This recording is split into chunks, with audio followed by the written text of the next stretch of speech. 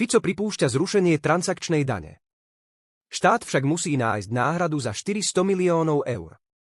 Premiér Robert Fico pripustil, že vláda uvažuje o zrušení transakčnej dane, ktorú zaviedla minulý rok ako súčasť opatrení na zlepšenie stavu štátnych financií.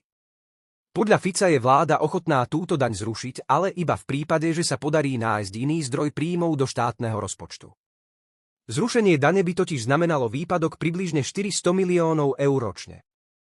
Našou vôľou je transakčnú daň zrušiť, ale musíme nájsť rozumný spôsob, ako nahradiť chýbajúcich 400 miliónov eur, uviedol premiér počas návštevy spoločnosti Tatra Vagónka. Ešte minulý rok pritom Fico zrušenie tejto dane odmietal. Očakávané príjmy z dane sa však nenaplnili a od začiatku tohto roka ju už nemusia platiť živnostníci. Transakčná daň sa týka najmä firiem.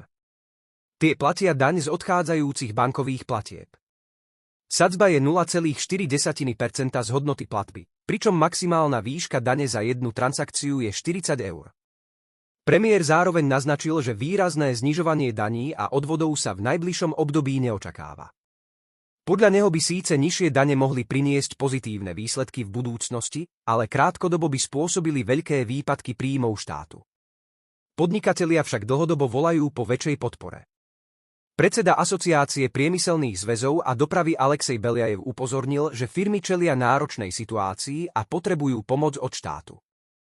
Vláda minulý týždeň schválila prvý balík opatrení pre podnikateľov. Podľa kabinetu majú podporiť ekonomiku, no zamestnávatelia aj odbory tvrdia, že ide najmä o administratívne zmeny, ktoré firmám výraznejšie nepomôžu. Kritizujú aj to, že parlament sa nimi bude zaoberať až na jeseň. Ďakujem za pozretie, ak sa ti video páčilo, nezabudni dať like a odber.